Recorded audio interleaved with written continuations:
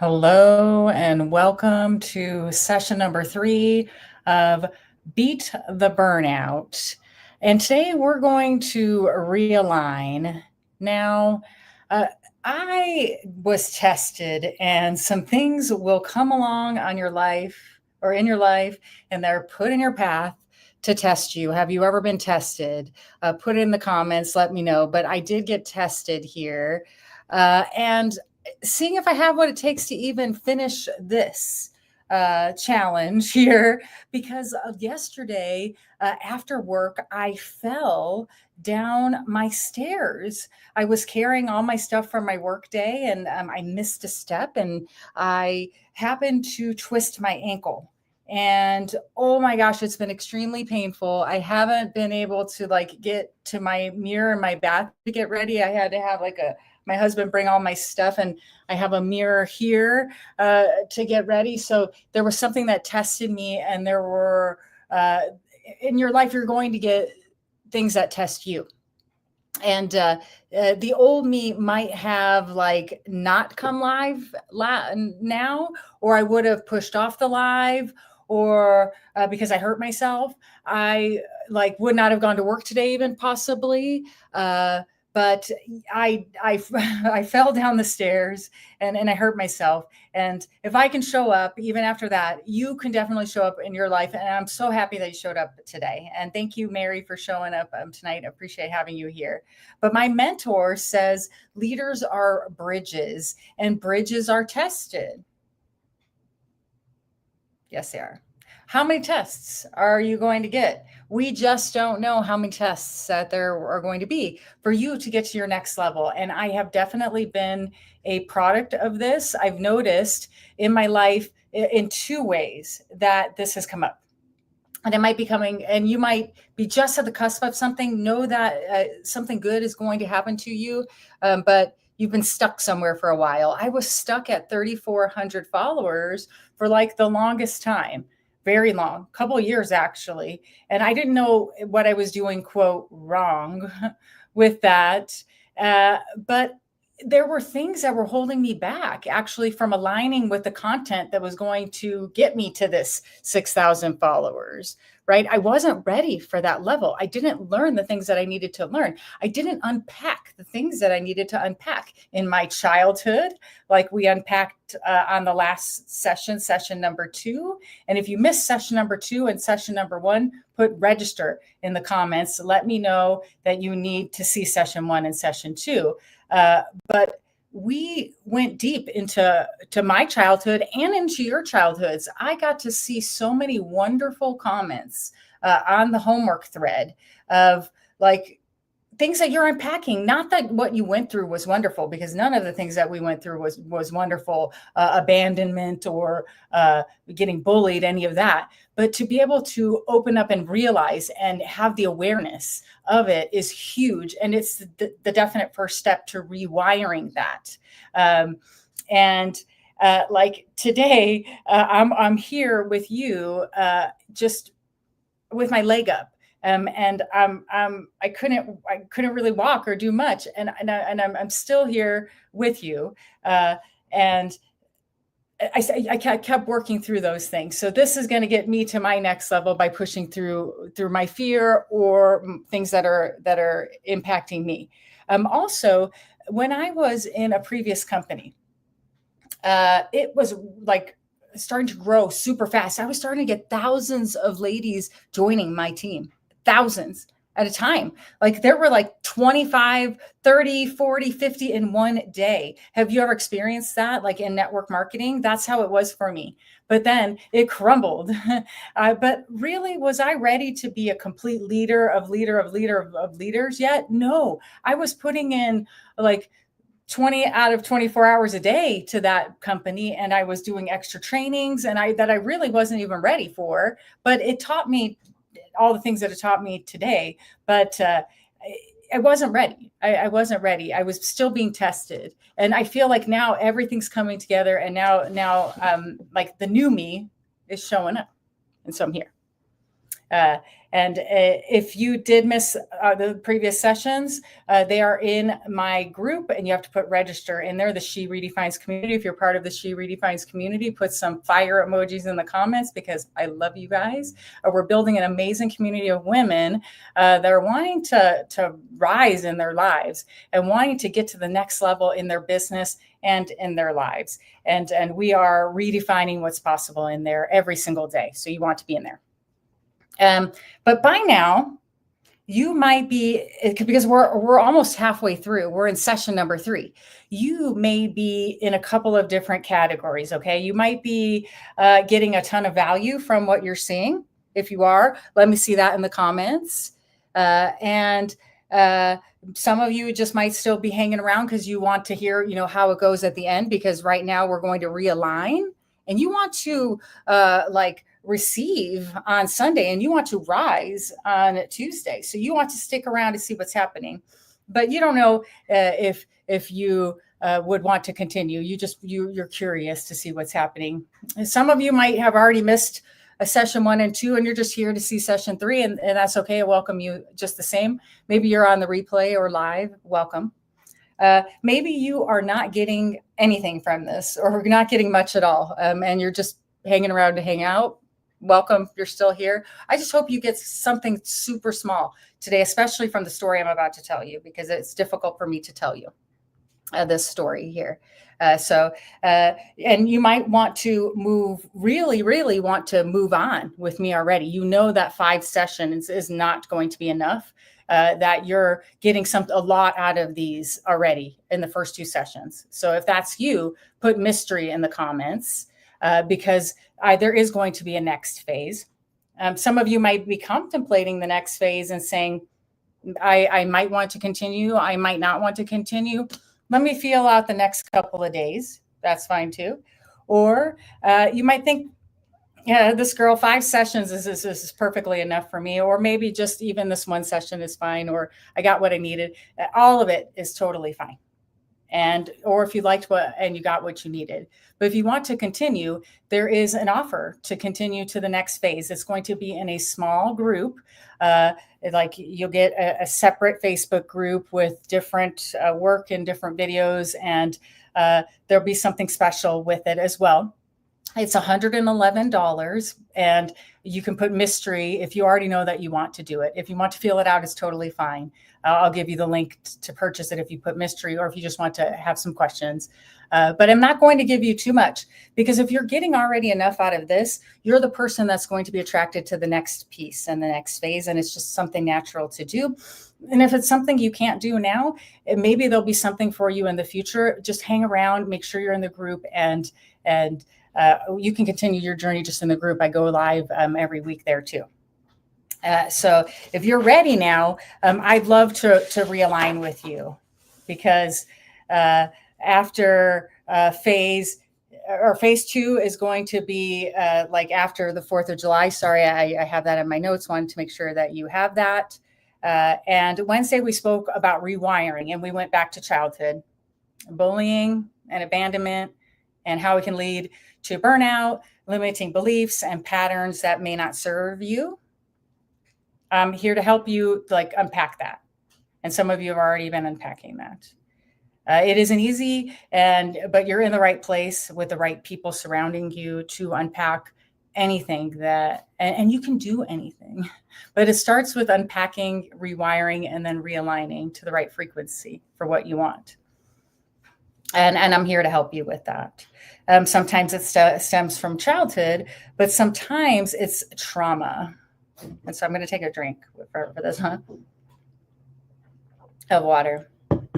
So after, I want to give you a trigger warning for this, because my story is a story that I never want anybody to have to go through. But I know some of my friends have gone through something similar, but you don't have to go through something super traumatic like this to be able to see the burnout and associate different burnout patterns with this trauma. But there's a trigger warning that it is a traumatic event that happened to me that I did now evaluate and see the different things that how it's manifesting now in my life, and how I'm getting over burnout, because it did help me to understand this, and I would like to see if I can help you understand. But I left you kind of hanging on session number 2, that a boy got shot next to me in my freshman year of high school, and he did live, but it was a gang violence, and I lived in like not the best neighborhood on the south side of Chicago, and uh, it was bad, but I left you there. But he lived, everything was okay. But our family decided that we're going to move from Chicago to Las Vegas. Oh, and hi, Carla and Rihanna. Nice to see you guys. So we decided to move from Chicago to Las Vegas, my family, because it wasn't very safe over there. And so when I was in Las Vegas, well, just like any young girl in Las Vegas who graduated high school there, I did have a fake ID, of course. I was 15 with a fake ID going out to bars over there. But that isn't the story. I just want to give you the backdrop. And then I ended up working as a valet driver, opening up the Venetian Hotel when it first opened. So I was selected out of a lot of people, and I became a valet driver. And one day, my boss, who I kind of had a crush on him, he have you ever had a crush on your boss? Well, he was cute. And he asked me, it was Halloween night and it was getting late because I kind of worked the swing shift. So I worked until like 2 a.m. But in Vegas, 2 a.m. is like early, right? That's when everything's just going. Well, I decided to say, okay, he invited me to a Halloween type of club thing at Mandalay Bay. And I was like, oh, okay, I'll go. I'll go with him to Mandalay Bay. Why not? And so I met him over there. And then I met up with him, but I had to go to the bathroom. So I decided to say, hey, I'll meet you in the club and I'm going to go head to the restroom. So I headed to the restroom. And as I was coming out of the restroom, ready to stall, ready to wash my hands, a girl next to me was dressed as a complete genie outfit. Like, because it's Halloween, right? I didn't have a costume, but she said, I can still remember to this day, she says, you look like a lot like Jennifer Garner. I don't know why she said that, but she also said that I have a guy that is in my party that you just need to meet. Like, you have to meet him. There's something that is telling me that you've got to meet him. He speaks Spanish. He's well cultured, from Spain. I think that you might hit it off.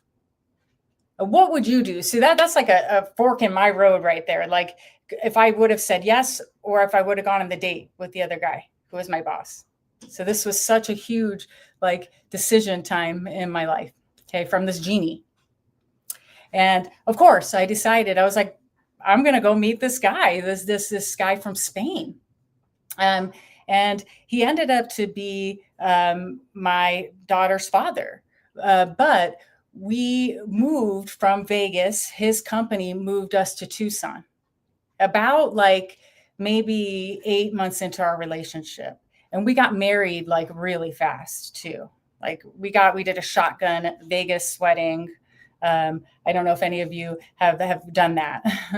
But once we got over to Tucson is when I was completely isolated from my family. And it just got worse and worse and worse because I didn't know anybody. The only people I knew were work people. And they didn't know what was happening at home. I wore a complete mask at work because I had to, I was getting hurt at home. The abuse, physical and mental, like all the time, calling me, lots of names, saying that I would never find anyone else. I'm going to be fat. But then he would feed me a whole lot of food, endless amounts of pizza and food, but then I'll never get anyone else. He would even choke me while I was pregnant as well with my daughter. So it was like literally living with a nightmare devil. And I was living in fear every single day. That it was like a fear trap, and I kept going back for years actually. So, but there was one night that I was working two jobs. He wasn't working at all. I was sleeping on the couch of our apartment, which is by the front door. He came in the front door, and I worked at a bar, so I was wearing like kind of not skimpy outfit, just like more form figured outfit for my shift. And he just started wailing on me, you guys, like my face. He punched me right in the face. That's how I woke up, is to stars in my face. And he kept punching like every inch. I was unrecognizable. He pulled me into the back room. There's more to the story, but I'm not giving it to you all. But he pulled me to the back room by my hair and kept hurting me. And then until he just physically got exhausted himself. And so what I did as a survival tactic is I was like, "Oh, I'm so sorry. You know, your hands, they're bleeding. Let me go get you some ice." And so I knew that the refrigerator was close to the door, and I booked out of my apartment. And luckily, the girl in the apartment across from me, I knew her well, and I banged on her door and she let me in. But right as she let me in, the door was, she was closing it. He was banging on the door trying to get in, and she saw the condition that I was in. But the worst thing ever is I have a baby in this, and I'm only 22 in this whole story, and I have a baby that's in the house with that monster.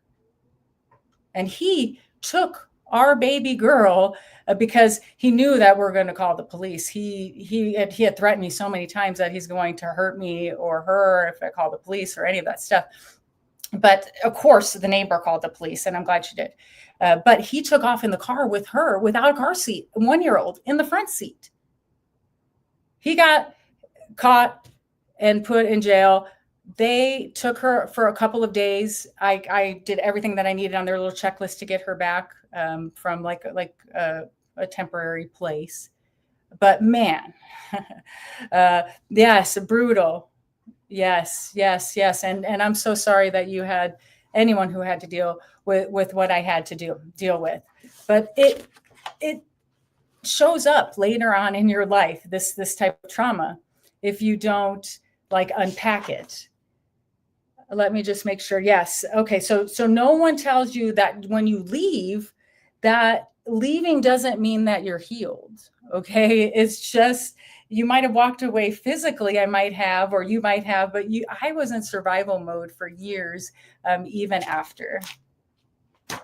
So how trauma shows up later, like when how it did for me, and it might show up for you. These are the ways that it can show up. It doesn't always feel like panic. It can feel like perfectionism, never being able to stop, like always being on. I can't stop. Over giving, over apologizing, trying to earn your worth every day, still feeling not safe or not enough or not lovable unless you do more. So I feel a couple of these really, really a lot, like definitely trying to earn my worth every day. For some reason, it just made me feel like I was not worthy. I was not worthy of love. Definitely. I was not worthy of money, of fun, of freedom, of time. It's just, there was so much. Oh, thank you for all the beautiful comments. I appreciate that. And I'm glad I got away too, but that I'm here to give you my story. And I just kept telling myself all these years, oh, you're strong. You're really strong from this. But I also was trying to earn everyone my worth and trying to over please and over apologize. I was getting walked over left and right. Now, how I know that though that was like not the easiest story to tell you, but now we can realign. We can stop trying to be who we had to be to survive, and we can start becoming who we're meant to be and who we're becoming, right? Which is way more exciting, and you can make the choice to do it. So a realignment means listening to what your body needs instead of overriding it. Well, I think that my body decided to override me anyway by having me hurt my ankle and falling down the stairs. And so it slowed me down big time. And it actually helped me to be able to ask for help, because I can't really hobble downstairs, and that's where the food is and things. So I've been having to ask for a lot of extra things. So I'm listening to what my body needs, and I'm asking for help for it. I'm choosing to rest without guilt. Like, I cannot work out today and I'm not guilty, and I'm going to rest my body. Yesterday, I fell asleep at like 5 p.m. and I didn't get up until 6 or 7 a.m. here. My body needed to rest. I was hurt. And if you are needing support, you want to ask. And if you need help without feeling weak, that's realigning. Trusting your now instead of reacting from the past. So that's all realigning. So I want to ask you some questions. Where are you acting out of survival still? Or where do you think you might be? And I see some comments. Thank you guys.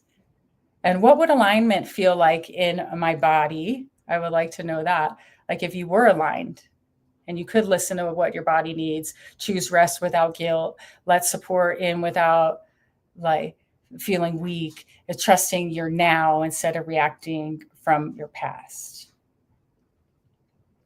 And who do I become when I no longer have to earn my worth? So alignment isn't about perfection, but it's about being honest with yourself and your choices, and moving with your truth and over fear. So trusting over fearing. So instead of it's saying yes, or so saying yes from your body, not panic. Resting without apologizing, setting boundaries without shutting down, moving from clarity and not chaos, and allowing help even if you're not used to it, which is what I had to do. I was tested. When you're aligned, you're not hustling to prove anything at all. What that feels like is you honor who you are and what you need, where you are, and what you need unapologetically. And if you loved today's message, you may want, again, more time with me beyond Sunday, which is receiving, and Tuesday, which is rising. You might want to get into phase 2. So put mystery if you're looking for phase 2, and I can connect with you. I'm happy to share more. Share this video with anyone you feel needs it. It's going to be removed after on 4th of July at that night. I'm going to remove all of these. So if you missed one, go back and see them. They're going to be gone because we want to move on to phase 2 with those folks that want to move on to phase 2. Well, I know, again, it was a heavy traumatic event that happened to me. And again, you don't have to have something super traumatic to happen to you like this. And I hope you don't, to have to learn what I learned. I hope that you can take just a piece of what I learned here from what happened to me when I was younger, and that you don't have to experience it. But if you did experience it, my heart is going out to you. If you happen to be experiencing it right at this time, please seek help, because that's something that's extremely difficult to try to do on your own, and help, whether it through like a helpline, a shelter, a friend, anyone. If you're going through that, get help. There is help out there. Sending you love and so many hugs until we meet again on Sunday.